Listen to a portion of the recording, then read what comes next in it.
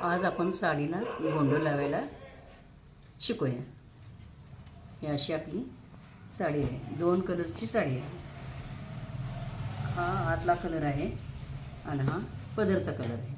मग एक आपण पदराच्या कलरचा दोरा वापरणार आहे, एक आतल्या कलरचा दोरा वापरणार आहे आणि त्याच्यासाठी मणी लागणार आहे। आता ते आपण आता हे लागणारे साहित्य बघूया। हा रेशीम दोरा आहे,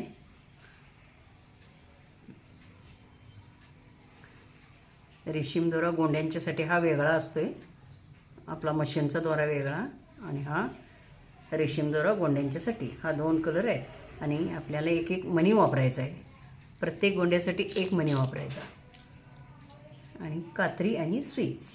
आणि ही अशी सुई घ्यायची, थोडीशी मोठी असते, ह्याच्यापेक्षा जास्ती मोठी म्हणून उपयोग नाही, कारण साडीला वेच पडतात। ही एकदम बरोबर आहे। यात मी आता 15 लाईनी दोरं घेतल्यात, 15 घेतल्यात म्हणजे दोन्ही मिळून 15 दुनी 30 होतात। ह्या पद्धतीने आता आपण घालायला चालू करूया। हे आता आम्ही मणी घालते, असून खालच्या बाजूनी सुई घ्यायची, बरोबर अशी घ्यायची आणि एक मणी घ्यायचा।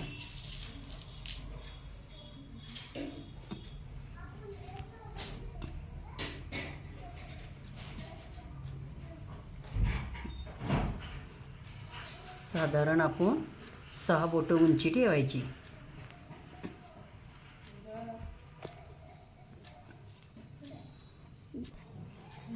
साधारण आपण 6 बोटं उंची घ्यायची,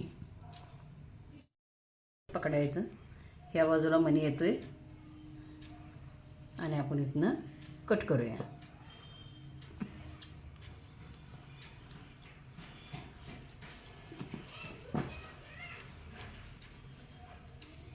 असं पकडायचं, असं थोडंसं फिट्ट घ्यायचं म्हणजे मणी हलणार नाही।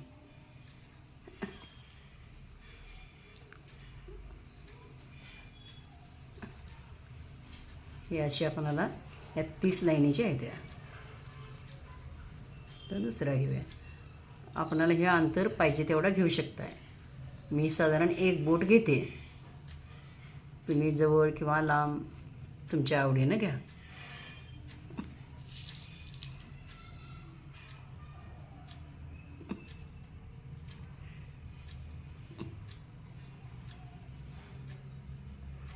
आता आपण ही 6 बोटाचं माप केलेलं आहे, बरोबर ह्याच्या असं घ्यायचं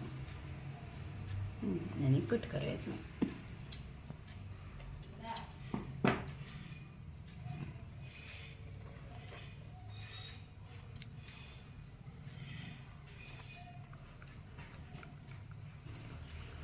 हे असे आपण सगळ्या पुढे एक लाईन करून घेऊया। आता आपले सगळे मणी लावून झालेत, पूर्ण झालेत। आता आपण पुढं एक एक गाठी मारायला चालू करूया। असंच पूर्ण झालेलं आहे तयार। आता हे शेवटचा भाग सगळा घ्यायचा आणि ह्यातला अर्धा घ्यायचा।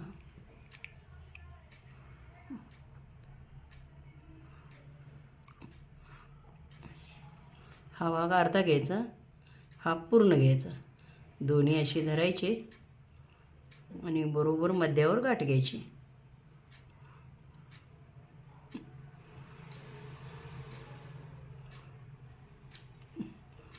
आणि अशी खिडकी, अर्धा भाग राहिलेला आणि ह्यातला अर्धा भाग घ्यायचा, बरोबर अर्धा भाग घ्यायचा, दोन्ही मिळून समान धरायचं आणि अशी खिडकी घ्यायची।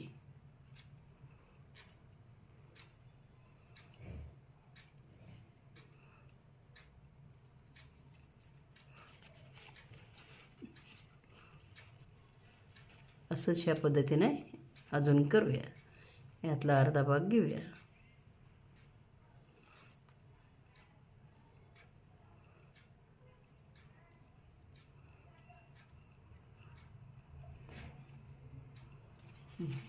अशा ह्या आपण ह्या पद्धतीने एवढ्या एवढा अंतर ठेवून गाठी घ्यायच्या, अशा खिडक्या पडत जातात पुढं। पूर्ण आपण करून घेऊया।